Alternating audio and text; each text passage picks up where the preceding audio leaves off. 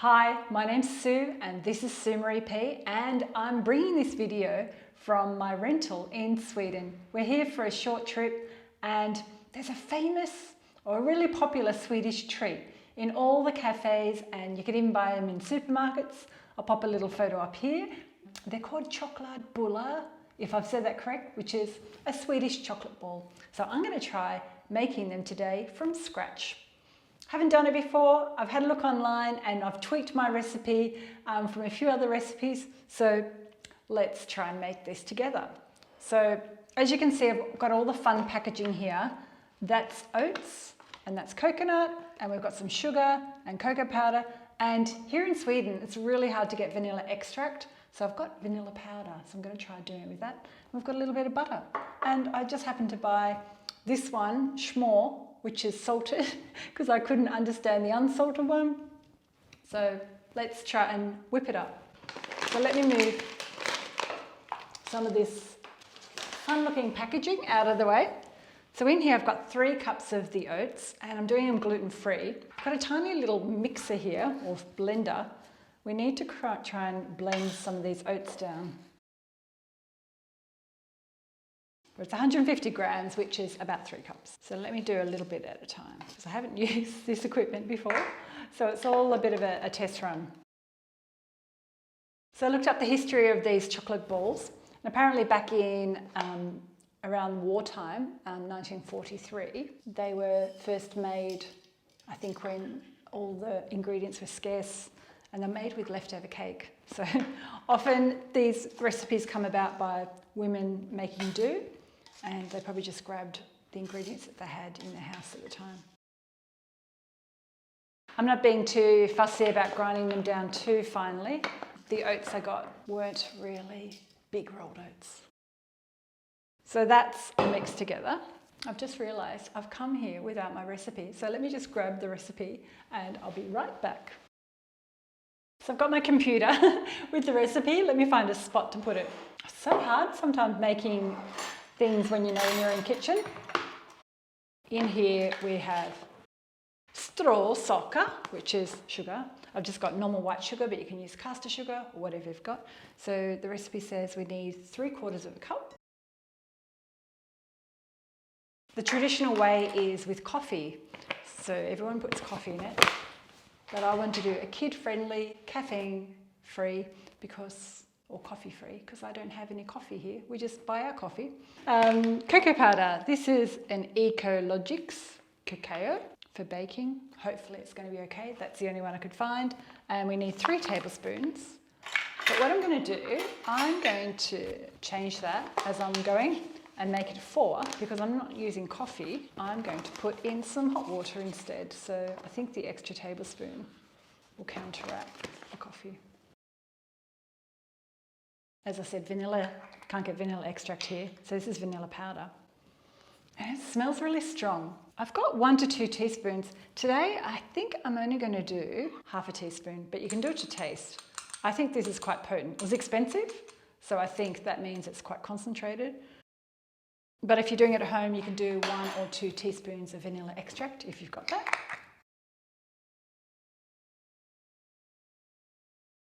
I usually don't sit down and make my recipes. I usually stand up, but my only option today was using the dining table, so here I am. And if you're new here today, consider subscribing. All you need to do is have a Google account, hit the bell. Okay, so I'm putting in half a cup or 100 grams of this butter. And I've had it sitting out here for about half an hour and it's quite warm. Now I'm meant to go in with my fingers, so let's just start mixing that with my fingers. Might be a fun one to do with children if you've got children around and you want to do some baking. I know, I say that, I don't have children, so I'm not sure what challenge it is trying to bake with children. I just know I liked baking with my mum when I was a kid.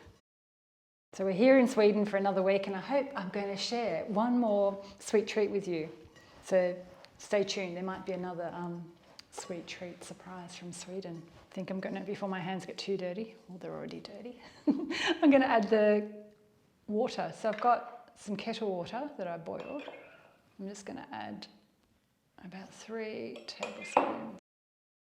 And the perfect thing about these chocolate balls, there are no bake, so you don't have to worry about popping them in the oven.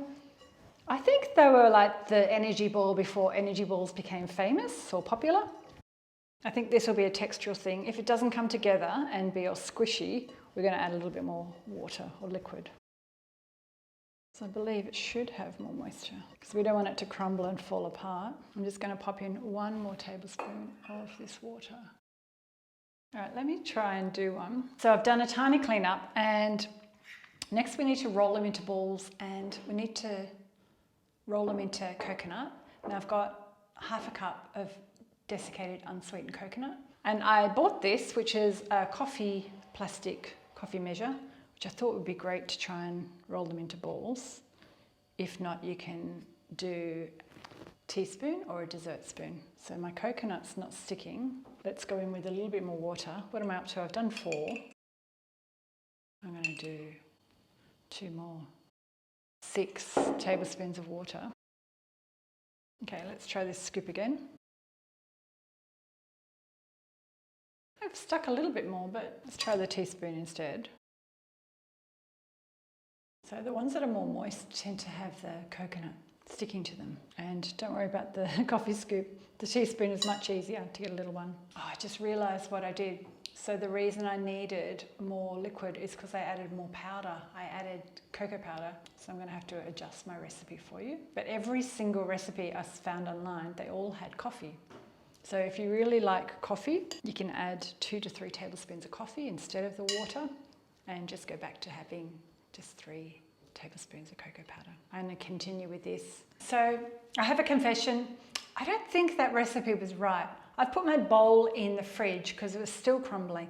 I'm going to take 2 and do another version. I don't usually do this, but I thought, why not? So I've got more butter, which is 1/2 cup or 100 grams. I'm popping that in. And this recipe I found on a Swedish site, and it's done by a very famous British baker called Ed Kimber. But I'm going to tweak it a little bit, Sue Maree P style. The recipe says 100 grams of superfine sugar, caster sugar, but I don't have caster sugar. So I'm going to do combining both white sugar.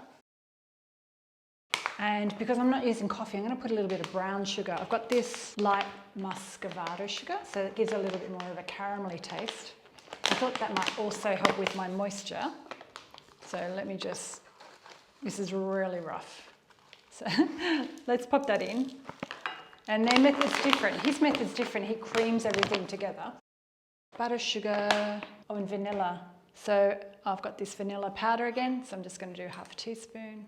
I'm not sure where my 1/2 teaspoon went, so I'm just using my eye. If you're doing this at home, do 1 teaspoon of vanilla. And we've got to whisk this together. Now, I find it hard to whisk sitting down, so I'm going to try and stand up. Let's try and whisk this together.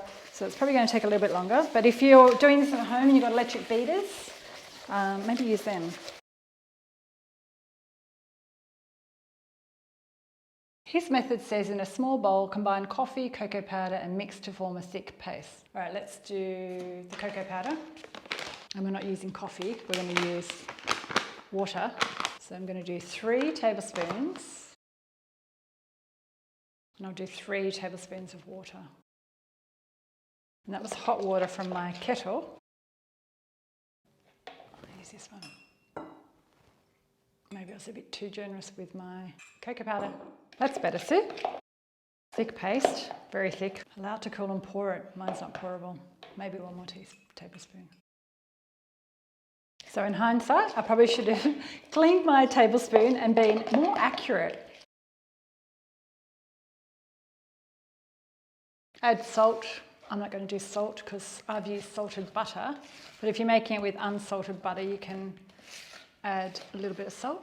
That's just a pinch of sea salt. That's looking quite brownie-like now. So next step is add in the oats. Now, he doesn't grind them or anything, but there's only 1.5 cups this time. So let's try and use our oats. So I've got 1/2 cup measure. As I said before, these are gluten-free oats and they're quite fine. They're more like porridge oats. That's 2. definitely looking different. It's a different texture to the other ones. Sit back down on the job because it's easier. Okay, so I've got my mixture here, I've got my coconut and I've got my plate. So we need to go, and I don't want to be here all day, so I'm going to do larger ones. I'm going to use my dessert spoon. This mixture is actually better. Okay, that's sticking.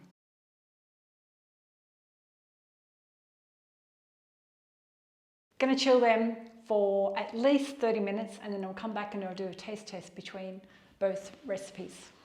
So I'm back with the first batch and I don't like wasting food, so I'm just going to try and make it work. I've added a little bit more water, another 2 tablespoons, but I still think it needs another process. So what I'm going to do, and I tasted one and they taste pretty good, they're just not super moist. I'm going to throw all this mixture back in the blender to see if I can get it to be a bit more squidgy. I always like thinking of ways to make things work and not throw anything out. So I'm back with my Swedish chocolate balls and it's time to do a taste test. Let's do the first batch that I tried to do by hand and I didn't blend them and the coconut wouldn't stick, so it wasn't sticky enough. Let's just try it. Not bad, they're a little bit dry and there's not enough coconut on the outside. And as I was crunching it, I could crunch into the sugar. Let me try the second ones, which I did with the blender. I blended the mix. These haven't been chilling for as long, so they might not be as hard. Let me just try one. Definitely not dry. Tastes like the one I had this morning at the cafe. I added a little bit more water, so I think that balance was right. Let's try one of these larger balls. So this is the recipe where I creamed the butter and sugar and I added some brown sugar. Flavor-wise, I think this is the best. I think the brown sugar just offsets everything and gives it a really nice kind of, as I said, caramelly flavour.